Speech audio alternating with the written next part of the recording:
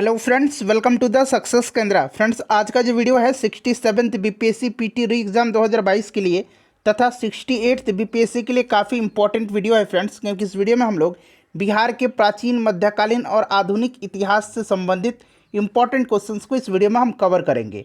देखिए फ्रेंड्स, काफ़ी इंपॉर्टेंट ये प्रश्न है और निश्चित रूप से यहाँ से आपके एग्जाम में प्रश्न देखने को मिलेंगे। तो फ्रेंड्स, वीडियो को एंड तक देखिएगा, यानी कि वीडियो को पूरा देखिएगा। और फ्रेंड्स, अगर आप चैनल पर पहली बार विजिट कर रहे हैं तो चैनल को सब्सक्राइब करके बेल आइकन को जरूर दबा लीजिएगा, ताकि जब भी 67th और 68th बीपीएससी से संबंधित कोई भी इंपॉर्टेंट वीडियो अपलोड किया जाए तो उसका नोटिफिकेशन सबसे पहले आपके पास पहुंच जाए। तो चलिए फ्रेंड्स, बिना देरी किए हुए आज का सेशन स्टार्ट करते हैं। फ्रेंड्स, प्लीज़ वीडियो को लाइक कर दीजिएगा और जब सेशन समाप्त होगा तो इसको शेयर भी जरूर कर दीजिएगा। फ्रेंड्स, जैसे कि मैंने आपको बताया कि इस वीडियो में हम लोग 67th बीपीएससी पीटी री एग्जाम और 68th बीपीएससी के लिए फ्रेंड्स बिहार के प्राचीन, मध्यकालीन और आधुनिक इतिहास से संबंधित महत्वपूर्ण प्रश्नों को इस वीडियो में हम कवर करेंगे। बिल्कुल यह बीपीएससी का ट्रेंडिंग प्रश्न है और आगामी जो बीपीएससी के एग्जाम्स होने वाले हैं उसमें इसी प्रकार के प्रश्न आपको देखने को मिलेंगे। तो फ्रेंड्स, सेशन को पूरा एंड तक देखिएगा। चलिए आज का सेशन स्टार्ट करते हैं। फ्रेंड्स, प्लीज़ पहले वीडियो को लाइक कर दीजिएगा। आज के सेशन का पहला प्रश्न पढ़ेंगे। पहला प्रश्न है कि निम्नलिखित में से किसने अपने समाचार पत्र प्रताप में चंपारण में अंधेरा नामक शीर्षक से एक लेख प्रकाशित किया था? बताइए इसका राइट आंसर क्या होगा। देखिए फ्रेंड्स, अगर आपको आंसर पहले से पता है तो आप आंसर कमेंट बॉक्स में देकर के बताते चलिएगा। साथ ही साथ जो भी मैं एक्सप्लेन करूंगा उसको आप ध्यानपूर्वक जरूर सुनिएगा। इससे क्या होगा कि एक प्रश्न के साथ साथ आपके 2 से 3 प्रश्न जो हैं कवर होते चलेंगे। ठीक है, तो ध्यान दीजिएगा। देखिए, राजकुमार शुक्ल कानपुर जाकर के समाचार पत्र प्रताप के संपादक गणेश शंकर विद्यार्थी से मिल करके नीलहो के अत्याचार के संबंध में उन्हें बताया और विद्यार्थी जी ने 4 जनवरी 1915 को, ध्यान रखेंगे 4 जनवरी 1915 को अंक में, मतलब ये जो प्रताप समाचार पत्र था इसके अंक में चंपारण में अंधेरा नाम से एक लेख प्रकाशित किया और उन्हें गांधी जी से मिलने की सलाह दी थी।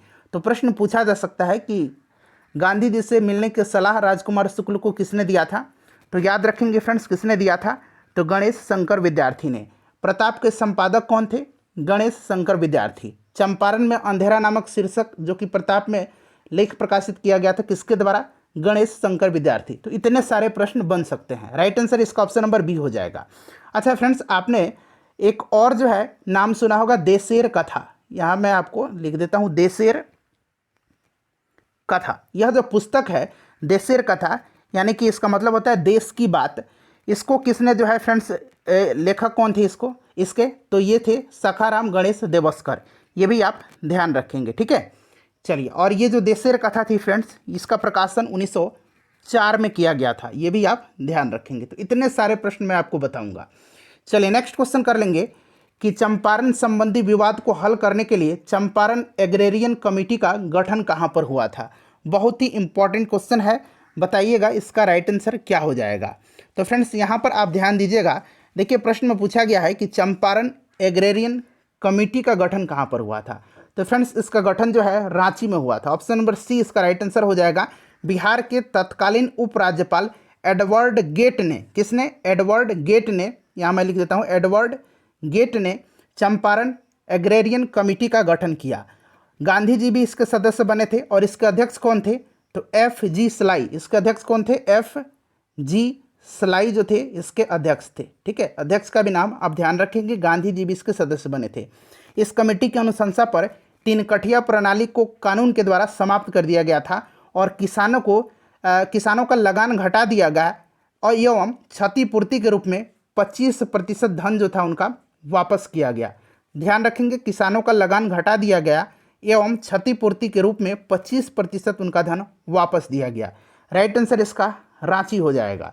चलिए आगे बढ़ेंगे, नेक्स्ट क्वेश्चन कर लेंगे। तीसरा प्रश्न है और फ्रेंड्स, इससे पहले ऑलरेडी हम लोगों ने Bihar history, Bihar geography, Bihar polity और बिहार से संबंधित जितने भी प्रश्न बन सकते हैं, यानी कि मिक्स, हम लोगों ने सेशन 2 वीडियो कवर किया हुआ है। लिंक आपको डिस्क्रिप्शन में मिलेगा। रिसेंटली कल परसों में हमने कवर किया हुआ है, देख लीजिएगा। देखिए, बिहार में 1857 में मोहम्मद हुसैन खां के नेतृत्व में विद्रोह कहाँ पर हुआ था? बताइए इसका राइट आंसर क्या हो जाएगा। तो फ्रेंड्स, सबसे पहले तो आपको अब ध्यान रखना है कि 1857 की जो क्रांति है इसके बारे में आपको पहले जानना चाहिए। तो यहाँ पर आप ध्यान देंगे फ्रेंड्स, 1857 की जो क्रांति थी ये बिहार में कब स्टार्ट हुई थी और कहाँ से हुई थी, ये भी प्रश्न बन सकता है।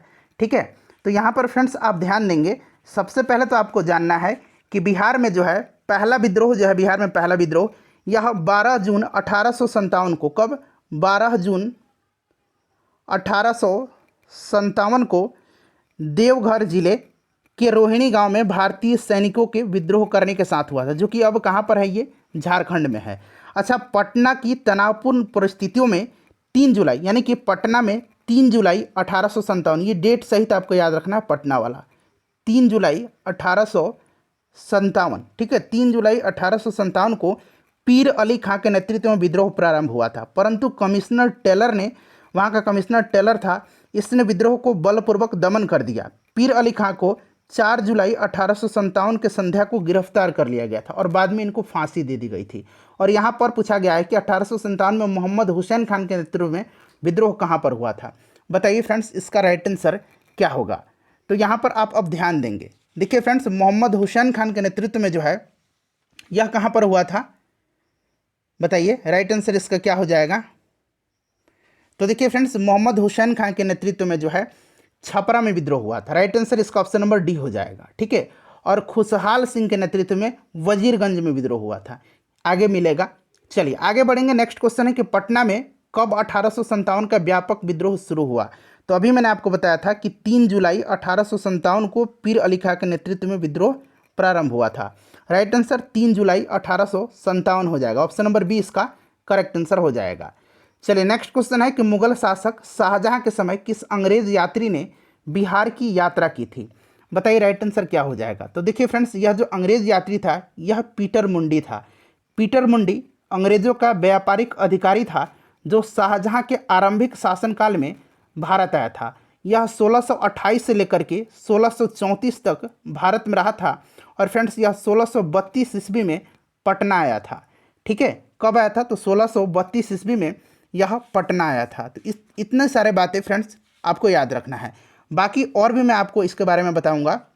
यहाँ पर आप देख रहे हैं कि जॉन मार्शल और डी ग्रैफी। तो देखिए जॉन मार्शल और डी ग्रैफी, ब्रिटिश यात्री था जॉन मार्शल, और डी ग्रैफी जो था यह डच यात्री था। इसने बिहार में पड़े अकाल का उल्लेख किया है, यह औरंगजेब के शासनकाल में आए थे।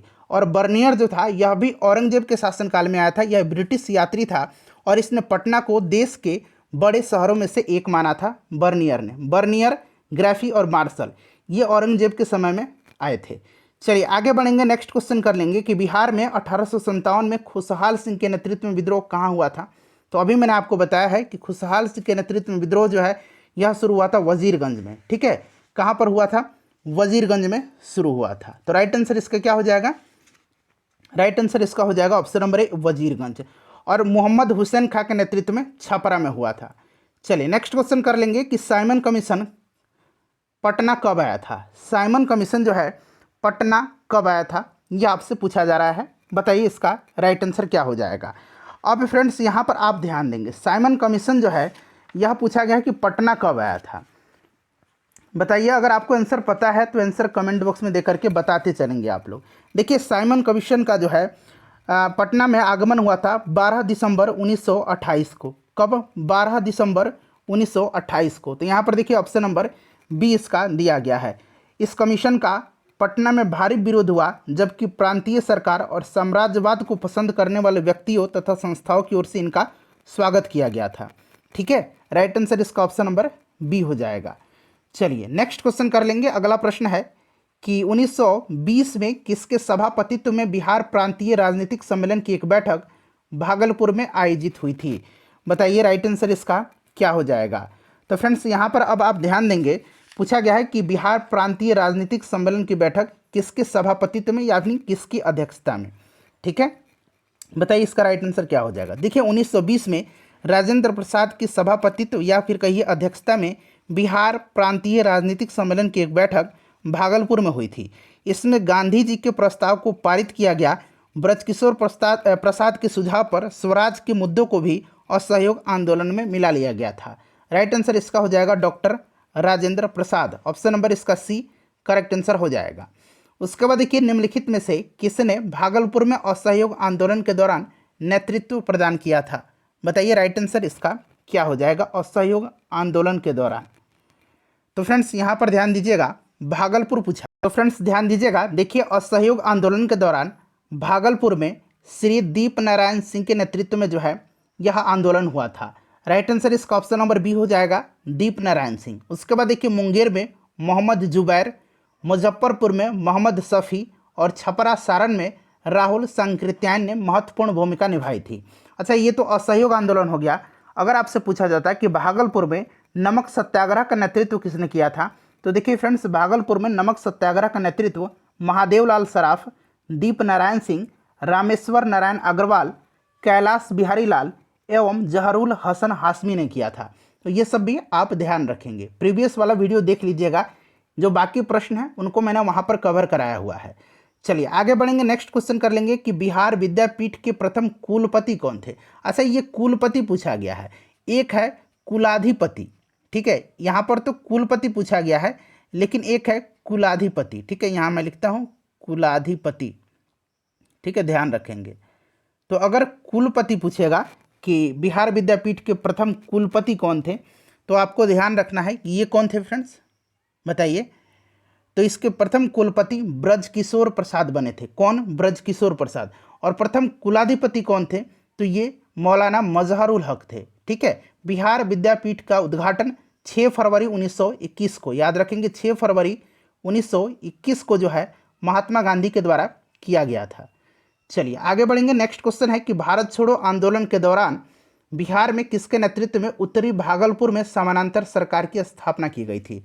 बताइए फ्रेंड्स, इसका राइट आंसर क्या हो जाएगा। उत्तरी भागलपुर पूछा गया है, तो यहाँ पर ध्यान देंगे, उत्तरी भागलपुर में जो है फ्रेंड्स समानांतर सरकार की स्थापना सियाराम के नेतृत्व में हुआ था। किसके? सियाराम सिंह के नेतृत्व में।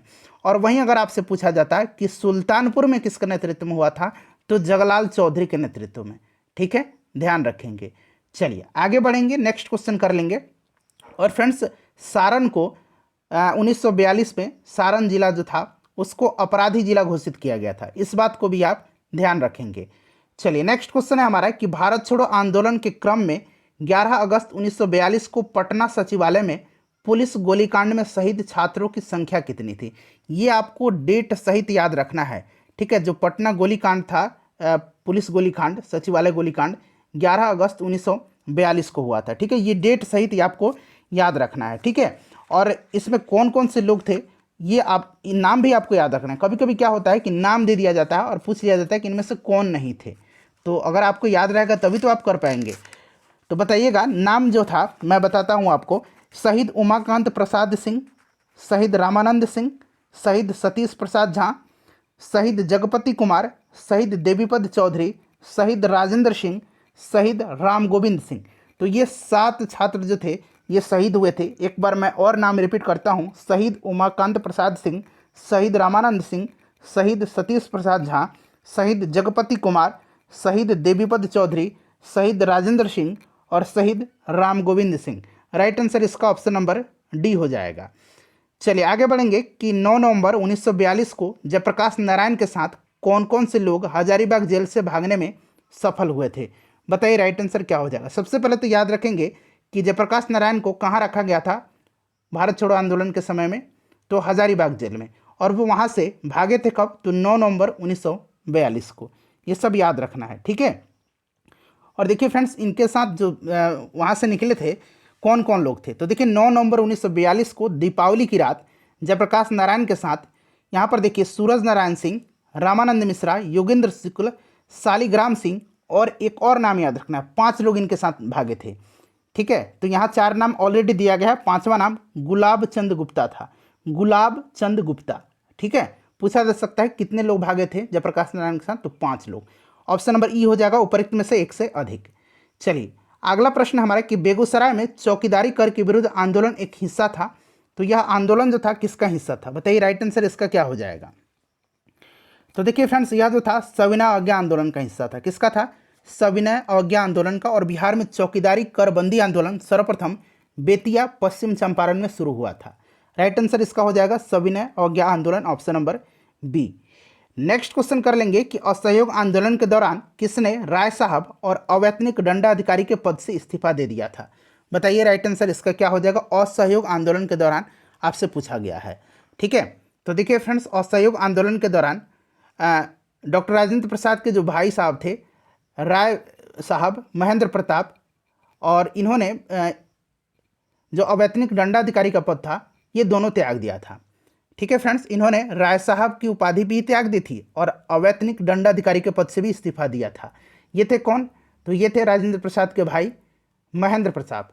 राइट आंसर इसका ऑप्शन नंबर सी हो जाएगा। ठीक है, और देखिए, पटना गया मोड़ पर असहयोग आंदोलन के दौरान एक राष्ट्रीय महाविद्यालय की स्थापना की गई थी। डॉक्टर राजेंद्र प्रसाद इसके प्राचार्य थे, ये भी पूछा जा सकता है। ठीक है, चलिए आगे बढ़ेंगे, नेक्स्ट क्वेश्चन कर लेंगे कि बिहार के किस क्रांतिकारी नेता ने 1928 की हिंदुस्तान सोशलिस्ट रिपब्लिकन आर्मी की बैठक में सम्मिलित हुए थे? बताइए राइट आंसर। तो यहाँ पर देखिएगा, 1928 के हिंदुस्तान सोशलिस्ट रिपब्लिकन आर्मी यानी कि HSRA, Hindustan socialist Republican army, 1928 में जो है इसका गठन किया गया था। और इसमें जो है सम्मिलित हुए थे कौन? तो Phanindranath Ghosh. Option number B right answer हो जाएगा। ये वही फणींद्रनाथ घोष था जो सरकारी गवाह के तौर पर सैंडर्स हत्याकांड और असेंबली बम कांड में अपनी गवाही दिया था, और इसी के आधार पर भगत सिंह, सुखदेव और राजगुरु को फांसी दी गई थी। और इसी का बदला लेने के लिए बैकुंठ शुक्ल ने इसको जो है बेतिया के मीना बाजार में गोली मार दिया था। जो बेतिया के हैं, पश्चिम चंपारण के हैं, वो लोग जानते भी होंगे, तो ध्यान रखेंगे। चलिए आगे बढ़ेंगे कि शहजादा अजीम को बिहार का सूबेदार किसने नियुक्त किया था? शहजादा अजीम को बिहार का सूबेदार जो है किसने नियुक्त किया था, ये आपसे पूछा जा रहा है। बताइए राइट आंसर इसका क्या हो जाएगा।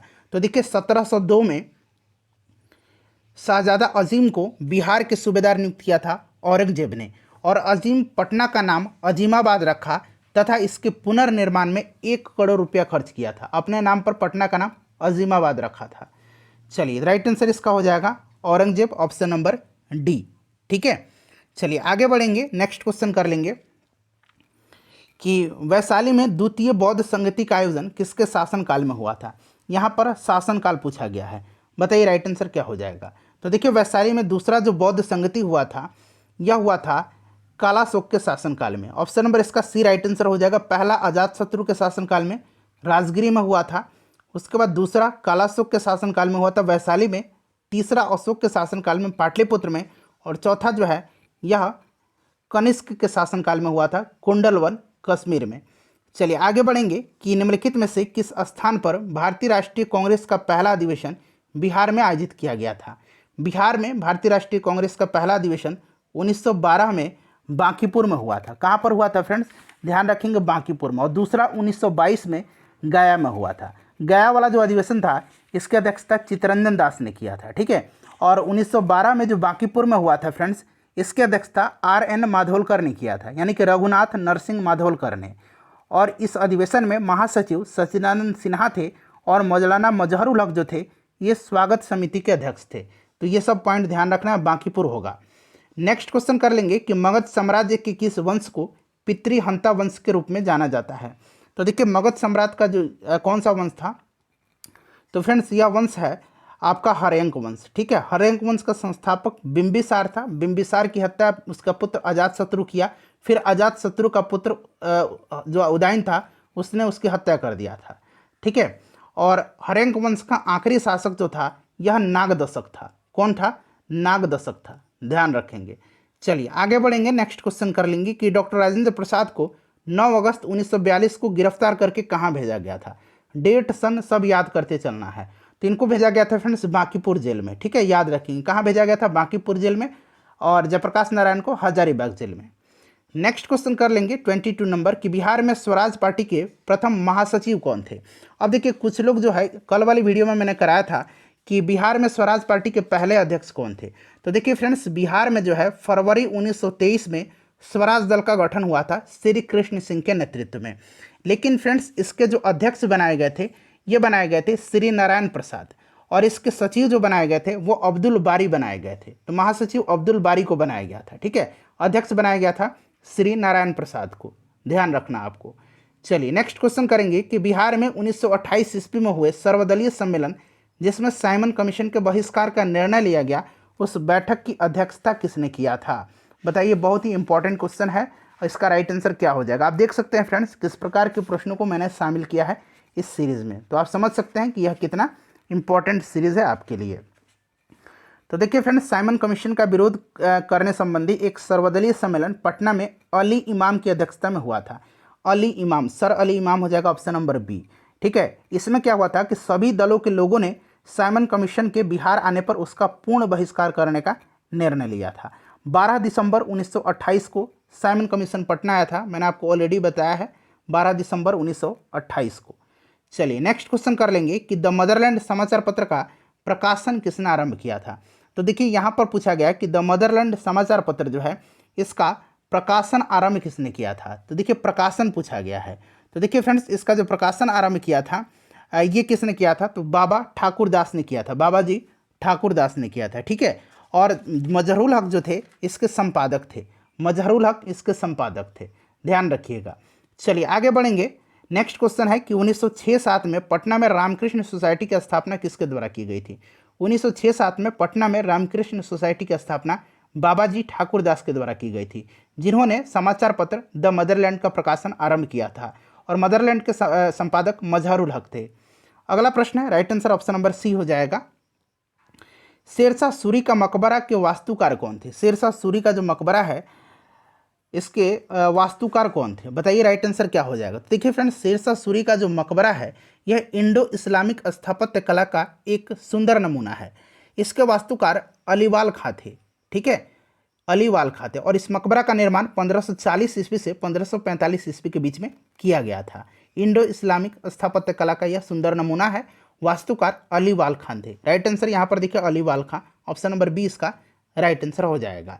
चलिए आगे बढ़ेंगे कि प्रथम जैन संगीति का आयोजन जो है स्थल पूछा गया। तो पहला जैन संगति जो है फ्रेंड्स यह कहाँ पर हुआ था, तो फ्रेंड्स यह पाटलिपुत्र में हुआ था, चंद्रगुप्त मौर्य का शासनकाल था उस समय। दूसरा बल्लभी गुजरात में हुआ था। नेक्स्ट क्वेश्चन है कि बिहार के लिए ऋग्वेद में किस शब्द का प्रयोग किया गया है। बिहार के लिए ऋग्वेद में जो है किस शब्द का प्रयोग किया गया है, बताइए। आंसर पता है आपको तो मैं बार बार बोल रहा हूँ कि आंसर आप कमेंट करके बताते चलिए। ऋग्वेद में बिहार क्षेत्र के लिए कीकट शब्द, और अथर्ववेद में व्रात शब्द का, अथर्ववेद में व्रात शब्द का जो है इस्तेमाल किया गया है। तो यहाँ पर ऋग्वेद पूछा गया तो कीकट हो जाएगा इसका राइट आंसर। अथर्ववेद में व्रात शब्द का प्रयोग किया गया है। चलिए, और बिहार का उल्लेख रामायण एवं महाभारत में किया गया है। चलिए नेक्स्ट क्वेश्चन कर लेंगे कि मगध तथा अंग महाजनपद को कौन सी नदी पृथक करती है। तो फ्रेंड्स यह जो नदी है, क्या नदी है, चंपा नदी। अच्छा, अंग महाजनपद की राजधानी भी चंपा है, इस बात को ध्यान रखेंगे, और चंपा नदी भी है जो मगध और अंग महाजनपद को पृथक करती थी। चलिए नेक्स्ट क्वेश्चन कर लेंगे कि 6ठी शताब्दी ईसा पूर्व में भारत में 16 महाजनपदों में से कितने महाजनपद जो हैं वर्तमान बिहार में थे, बताइए। राइट आंसर इसका क्या हो जाएगा। तो फ्रेंड्स ये 3 महाजनपद थे। ठीक है, ये कौन कौन महाजनपद हैं, 3 महाजनपद, इनका नाम भी आपको याद रखना है। एक महाजनपद मगध हो गया, दूसरा अंग हो गया, और तीसरा वजी महाजनपद। ठीक है, मगध, अंग और वजी। ठीक है, याद रखेंगे। चलिए, तो राइट आंसर इसका 3 हो जाएगा। वजी की राजधानी वैशाली, अंग महाजनपद की राजधानी चंपा, और फ्रेंड्स मगध की राजधानी जो थी ये राजगिरी या गिरिव्रज। चलिए नेक्स्ट क्वेश्चन है कि बिहार में भारतीय राष्ट्रीय कांग्रेस का दूसरा अधिवेशन कब आयोजित किया। तो फ्रेंड्स देखिए, इस प्रश्न का आंसर मैंने प्रीवियस वीडियो में ऑलरेडी आपको बताया था। देखिए फ्रेंड्स, भारतीय राष्ट्रीय कांग्रेस का दूसरा अधिवेशन जो है गया में हुआ था, और ये कब हुआ था और किसकी अध्यक्षता में हुआ था, इसका आंसर आप मुझे कमेंट करके बताएंगे। और फ्रेंड्स, इन 30 प्रश्नों में से कितने प्रश्नों का आंसर आपने स्वयं दिया है यह भी आप कमेंट करके बताइएगा, और प्रीवियस वाला सेशन देख लीजिएगा। वीडियो को प्लीज़ लाइक कर दीजिए, आपके लिए लगातार मैं इस तरह का वीडियो लेकर के आते रहूँगा। वीडियो को शेयर जरूर कर दीजिएगा।